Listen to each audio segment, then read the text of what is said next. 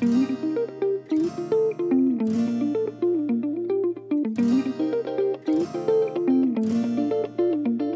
what's up guys, John here, and wow, it's been quite a while. So after a very long year and a half of not being able to travel, I finally went on my first overseas trip since all this craziness started.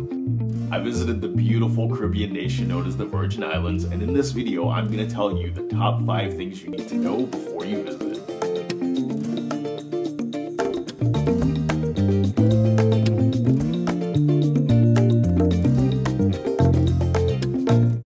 The US Virgin Islands is primarily made up of 3 main islands, St. Thomas, St. John, and St. Croix. It was previously colonized by the Danish before being purchased by the US in 1917. So even though it's in the Caribbean and it's about 1,200 miles roughly from Miami, this is considered US territory. They use the same plugs that they use here in the mainland United States. The steering wheels are on the same side. However, they do drive on the opposite side. They drive on the left side of the road. Keep that in mind if you do plan on renting a car. So let's get into the first thing you need to know. Travel requirements.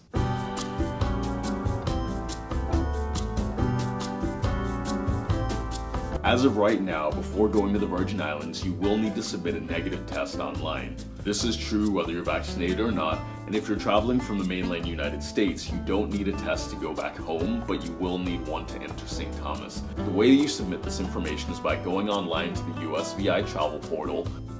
You fill out the information and then you upload a photo of your negative test when it gives you the prompt. But a really important thing that you need to know here is what they will accept and what they will not. When you fill out the form online, you're going to get a confirmation with a number, but that's not the thing that they need. Check your email for a message that says that you've been approved and has that green QR code. The green QR code is the only thing that they will accept once you get to the airport in order to board the flight. So it's vitally important that you have this. Take a screenshot of it with your phone, make sure you have it ready to go when you arrive at the airport and when you arrive in St. Thomas, because that's the thing that's the most important. As you know, requirements can change from one day to the next, so you're going to want to double check all of this information online.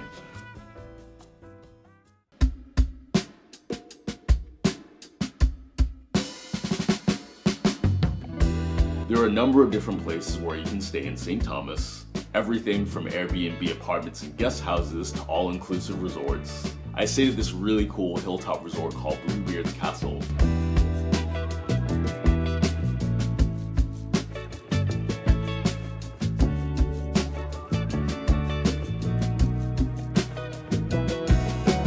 It was nice because it was located right in the downtown area, so on the first full day that I was there, I walked down the hill and I went and checked out the downtown area. Shopping, you can see some of the buildings left over from the Danish colonial period. This is something you'll definitely want to do when you're in St. Thomas. If you like tax-free shopping and you like jewelry stores, there was an entire street of just jewelry stores.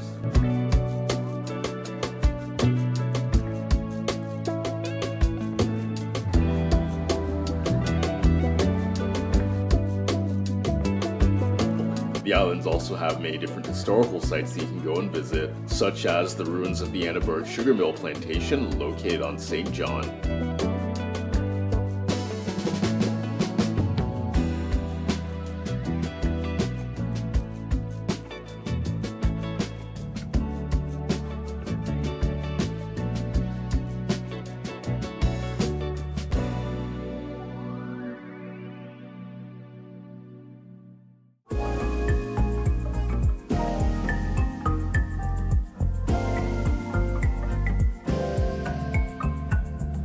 Next thing you need to know, the water activities.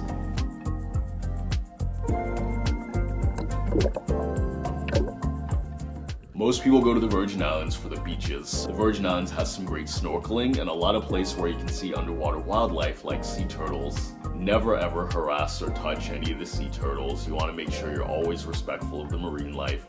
And when you wear sunscreen, which you will need, make sure you buy reef-safe sunscreen. A lot of sunscreens unfortunately contain chemicals that can kill the coral reefs and hurt the wildlife, so you want to make sure you buy reef-safe sunscreen. The next item on our list, visiting St. John. St. Thomas is beautiful and has some great beaches, but if you want the vibrant turquoise blue water, if you want all those pictures that you've probably seen on Instagram, St. John is the place to go.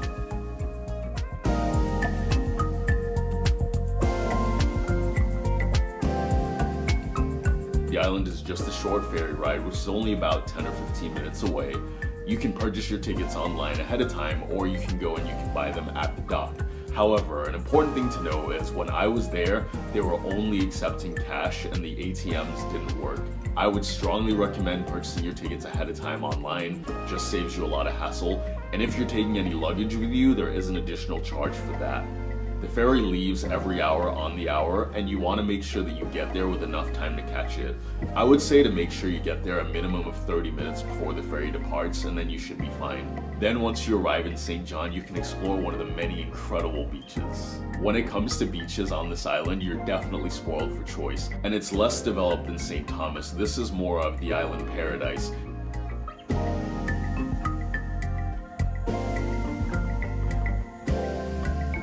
If you do want to drive on this island or anywhere in the Virgin Islands, I recommend that you be a very strong and confident driver. You're going to see a lot of Jeeps driving around, and you'll see why once you get there. The roads are very windy, very mountainous, so be a confident driver, and I strongly recommend renting a Jeep if you are going to drive. The most popular beach on the island is Trunk Bay, and that's probably the one you've seen most likely on Instagram. There's also Maho Bay, where you can go and you can swim with wild sea turtles in the ocean. And my personal favorite, Cinnamon Bay, which is just another beautiful white sand turquoise water beach.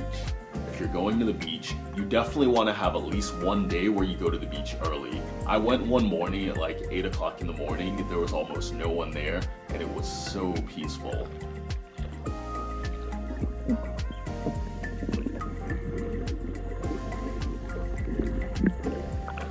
It was such a beautiful moment, and I strongly recommend that you go and do this to avoid the crowds, because around noontime, that's when a lot more people come to the beach.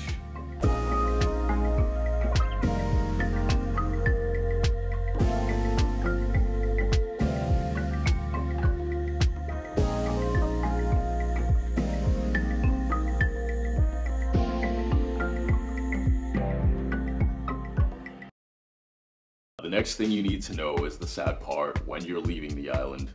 When you are leaving, you want to make sure you get to the airport with enough time.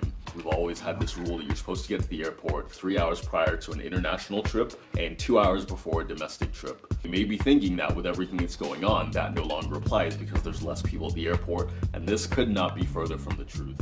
There were so many people at the airport when I was traveling to St. Thomas, and when I was leaving, it seems like they scheduled all the flights around the same time. You want to make sure you give yourself at least 2 hours at the airport because the security lines are quite long. So the US Virgin Islands, this is an incredible place to go. White sandy beaches, a tropical vacation destination, turquoise blue water, no passport required if you're from the US. If you guys have any questions or anything like that, anything I didn't cover, make sure to leave those down below. And also comment down below and let me know, what have you guys been up to? How is your 2020? How is your 2021? 2020 was insane for me. A lot of bad things happened, but there were some good things that happened too. And hopefully I'll start uploading a lot more of these videos soon. So leave a comment down below, make sure to hit the like button if you enjoyed this, and I'll see you very soon with another new adventure.